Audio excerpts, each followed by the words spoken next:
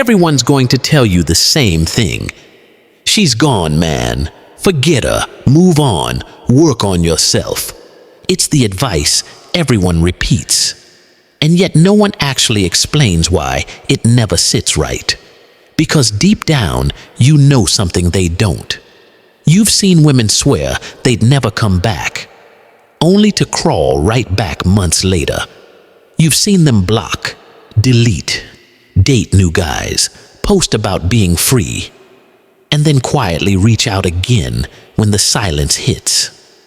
And I've seen it too, hundreds of times. Not as a fantasy, not as a theory, but in real life, with real men who rebuilt themselves from the ground up. Today, I'm going to tell you exactly how one of them did it, step by step, and why 8 out of 10 women eventually circle back when a man follows this process the right way. When he first came to me, he was wrecked. 3 years with the same girl, and she was gone overnight. It started subtly. Less texting, fewer smiles, late replies, busy at work, excuses. Then the truth came out. There was another guy, someone from her job. When he confronted her, she flipped it, said he was controlling, insecure, too much. Classic reversal. She walked out, and he was left in pieces. You've probably been there, watching someone you loved morph into a stranger. The begging, the long paragraphs, the panic, the constant need for explanation. He did all of that, and it made everything worse. Because here's the truth, most men never hear. She didn't leave because of the other guy. That man was just a symptom. She left because somewhere along the way, he lost his position, his masculine center. He stopped leading. He stopped being the calm, grounded one. He started reacting instead of deciding. He went from a man she admired to a man who needed her approval. And once that switch flips, attraction evaporates. See, women don't follow words. They follow energy. When a man stands tall in his principles, she relaxes into his presence. When he holds his boundaries, she feels safe in his world. But when he bends and breaks every time her mood shifts, she loses respect. And once respect dies, love doesn't last long. That's the real reason most relationships collapse. It's not cheating, not arguments, not communication issues. It's loss of polarity. The masculine loses his gravity, and the feminine floats away. Every breakup starts with a small internal click. One day she looks at you and something's off. It's not anger, it's indifference. The emotional tie detaches, quietly, invisibly. She starts to rationalize. I need space. I'm stressed. I just don't feel the same. And like most men, he believed it. He gave her space. He tried to help with her stress. He became her emotional support system while she emotionally left him. By the time he realized it, she was already gone. And when he finally found proof of her cheating, he imploded. Anger, tears, endless texts, midnight calls, the full collapse. He tried to reason with her, tried to remind her of everything they'd built, tried to make her see what she was throwing away. But every emotional reaction only confirmed what she already believed, that he was weak, reactive, predictable. A man she could no longer respect. When a woman sees you lose control over her, she can't feel attraction. She feels pity or disgust, never desire.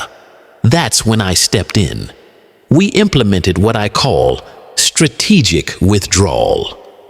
The psychological reset button most men never use correctly. It's not playing hard to get. It's reclaiming your frame. He did one final gesture. He sent flowers, nothing extravagant, with a short note. wishing you peace and happiness. No guilt, no blame, no begging. Just calm finality. Then he vanished. No calls, no texts, no mutual friends, no social media lurking. Total disappearance. This is where most men fail. They go silent on the outside, but obsessed on the inside. Checking her posts, asking friends for updates, replaying conversations. That's not detachment. That's emotional slavery. True detachment means emotional neutrality. He didn't just remove her from his phone. He removed her from his focus. And something fascinating happens when you do that. The absence creates contrast. One day, you're the man begging for closure. The next day, you're gone, quietly, confidently. That contrast messes with her subconscious. She expects drama and pursuit. Instead, she gets grace and distance. It breaks her internal script. She doesn't know how to categorize you anymore. And that confusion is powerful, because the human mind hates unfinished stories. But we'll get to that later. For now, understand this: predictability kills attraction. For months, maybe years, she knew every reaction you'd have. If she ignored you, you'd chase. If she threatened to leave, you'd plead. She controlled the dance. But once you break that pattern, once you disappear when she expects attention, her mind spirals. She can't process the new reality. And when her emotions can't resolve the unknown, her brain reopens the case. That's how men win back power. Not through words, but through silence. Here's what most men never see: what actually happens inside her head after she walks away. At first, she feels untouchable. She's riding the high of newness, the rush of freedom. There's a new guy texting her good mornings, a group of friends cheering her on for being brave, and that temporary hit of validation that tells her she did the right thing. For a few weeks, she convinces herself she's happy. She posts pictures, tries new outfits, acts like she's living her best life. Meanwhile, the man she left behind, the one who used to orbit her world, has vanished. No texts, no calls, not even a glance at her stories. At first, she feels relief, then curiosity, then confusion. She expected to be chased. She expected him to crumble. She expected to win. But when there's only silence, something inside her shifts, because silence is louder than begging. Silence makes her imagination do the work.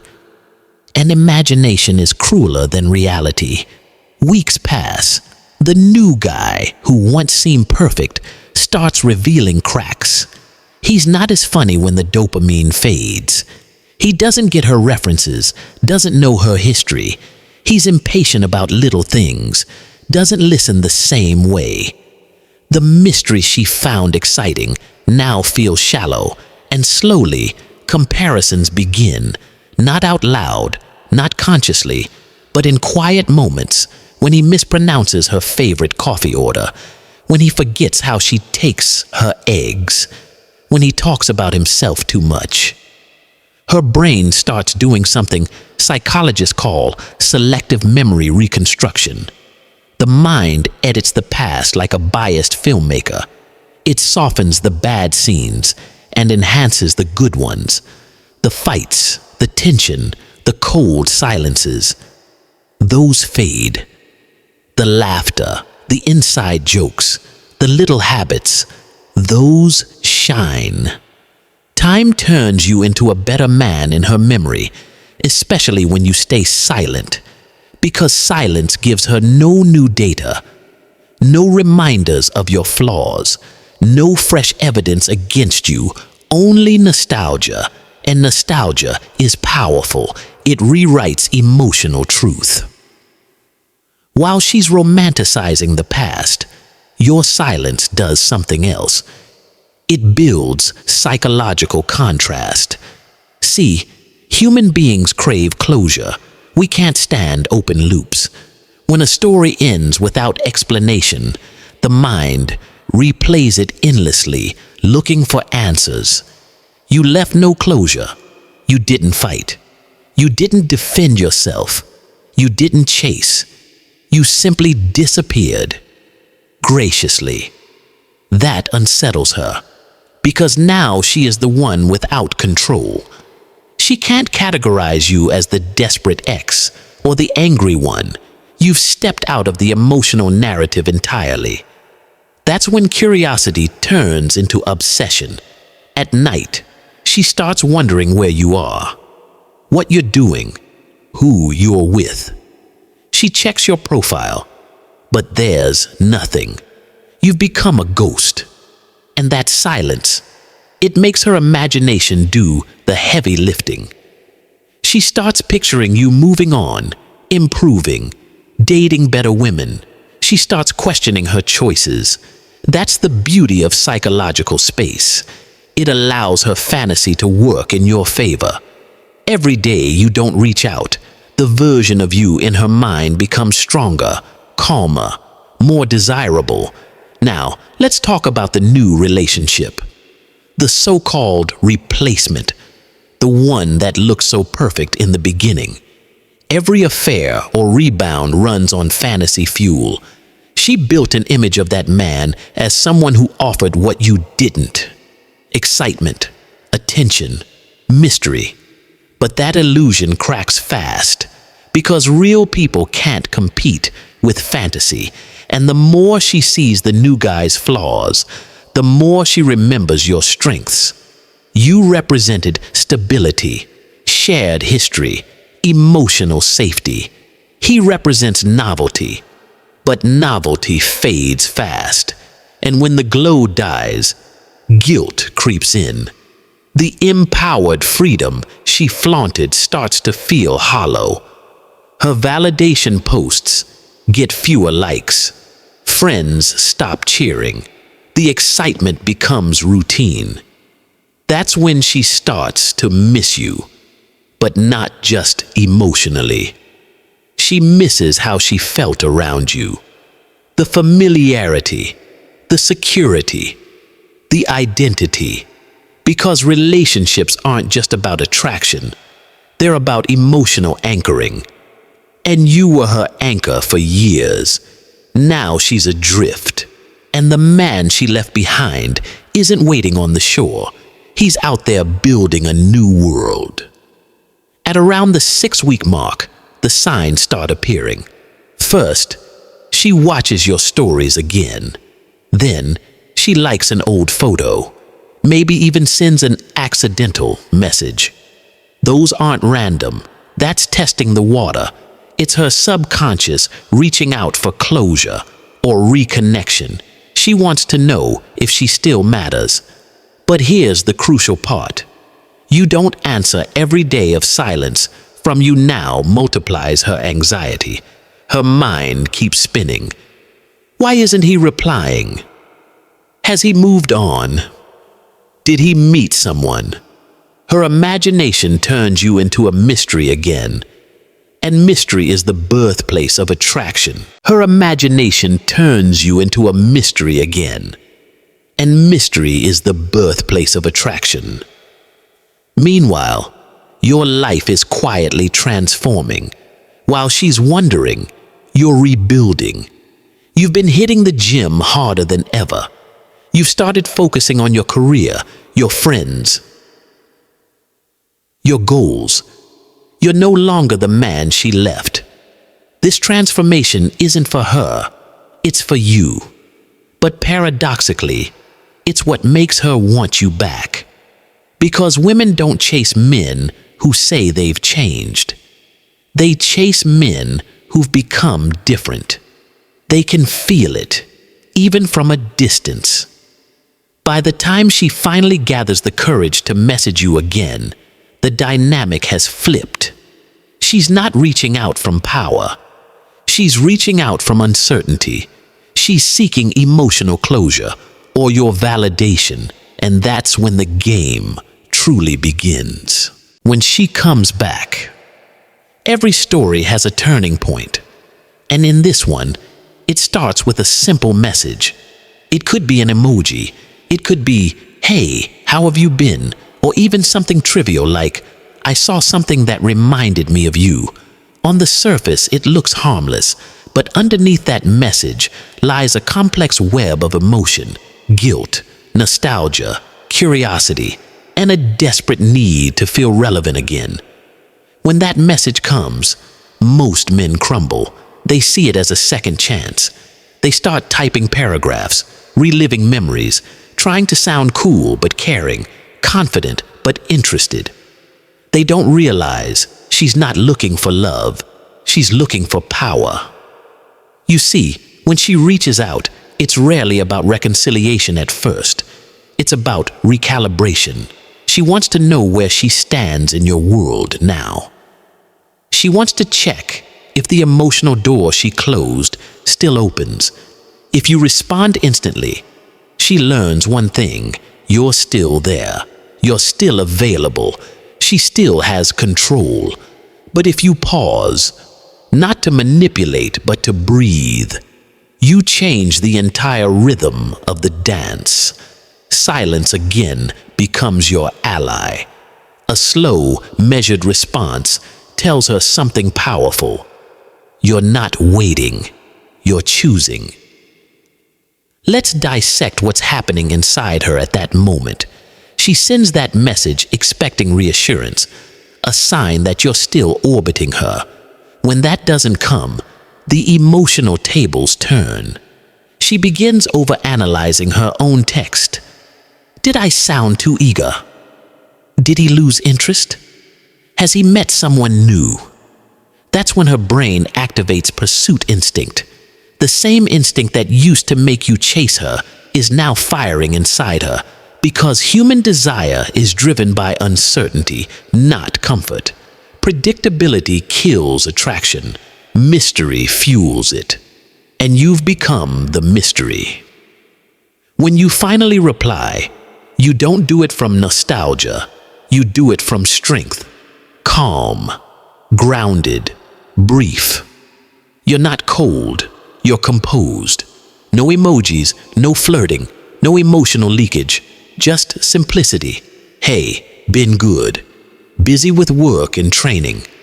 Hope you're doing well. That line says more than paragraphs ever could. It communicates that your life has momentum, that you're not angry, that you've evolved. And that's what unsettles her most. The version of you who doesn't need her approval anymore, because neediness was the glue that kept her in control. The moment you removed it, she lost her leverage. At this stage, one of two things happens. One, she withdraws, testing your indifference. Two, she escalates, trying harder to regain emotional ground. Both are good signs. If she withdraws, it's because she's not ready to face the reality that she no longer controls the narrative. If she escalates, it's because the emotional gravity is pulling her back toward you. But in either case, you don't chase. You don't fill the silence. You maintain your pace. Slow, deliberate, detached. Remember, you're not trying to get her back. You're testing whether she's capable of returning as an equal. This is where most men relapse. They see signs of interest and assume it's love. They confuse curiosity for commitment. They open the door too wide, too soon. And the same cycle repeats. But you're not here to repeat history. You're here to rewrite it, so you don't invite her back into your life with words. You make her earn entry through actions. You keep conversations light, short, and uninvested. You show kindness, not attachment. You show confidence, not arrogance. You show progress without bragging.